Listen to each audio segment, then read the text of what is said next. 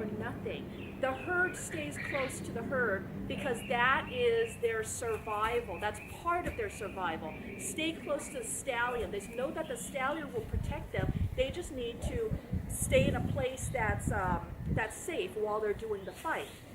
So, um, so that is how horses naturally react to anything scary.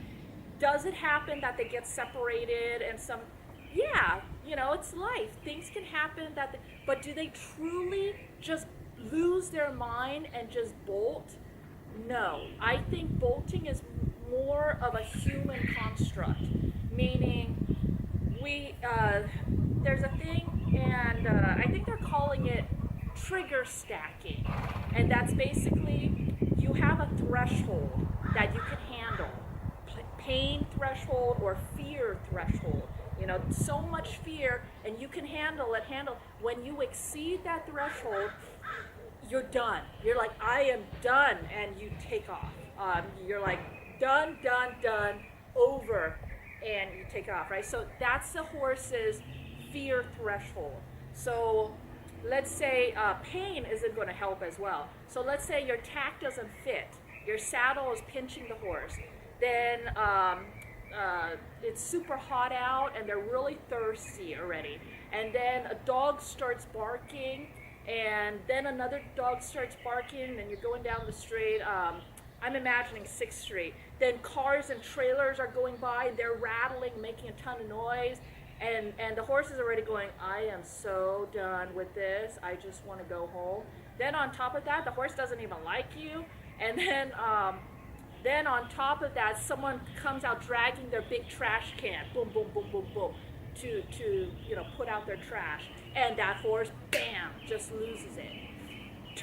Spins, bolts, it takes off. Doesn't even try to head home. They don't even want to go home. They just want out. They don't know where they're going. They don't care. At that point, they have hit that level and they are just done. All of those events is what led to the bolt. So that's why it's so important, and that's why I wanted to try and address every single thing, every single possible error that led to the catastrophe, to make sure that the catastrophe doesn't happen. And by doing that, that's how you can ensure that bolts don't happen. Go. Go. Oh.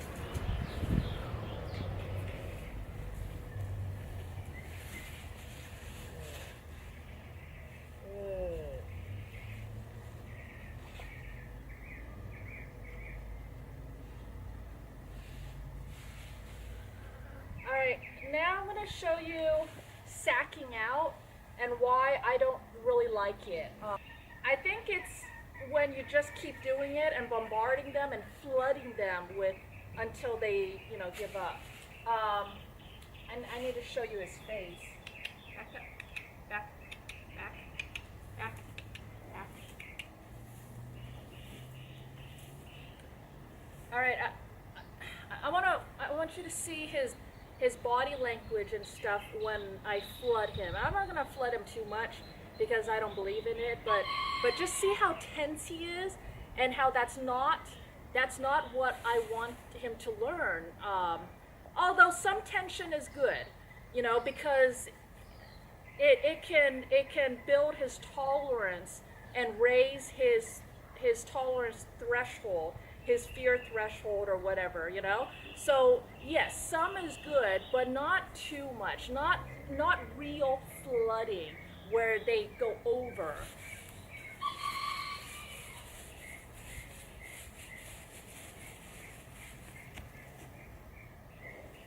So since he flinched and went away, then I went ahead and kept going at it until until he came back. I'm looking for his head to turn around and look at it, and then he touches it, and he knows that that's good. So now I'm going to push more.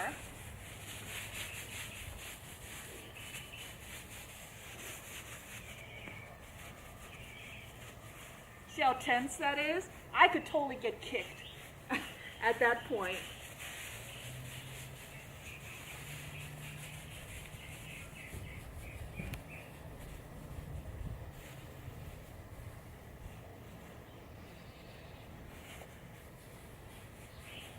See, his whole body language right now is, okay, I'm gonna take it. I'm gonna take it. I'm gonna take it.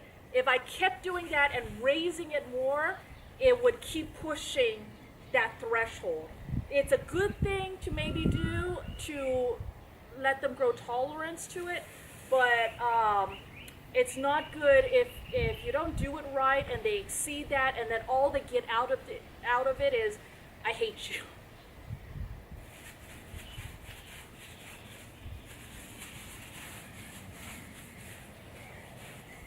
He doesn't tolerate stuff around his head, so that I already know that that's above his threshold.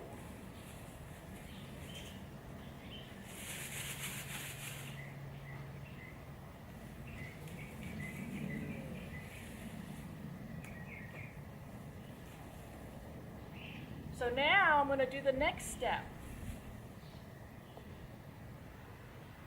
Can he bring himself back down?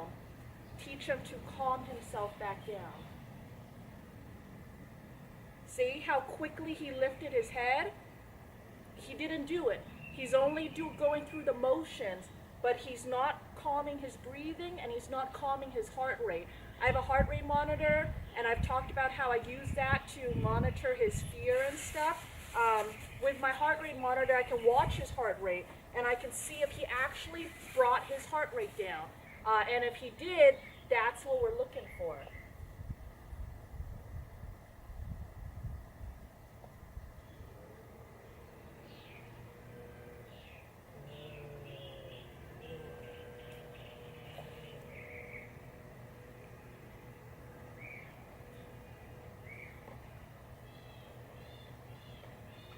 So now you can see he's all relaxed. Again, he's offering to drop his head.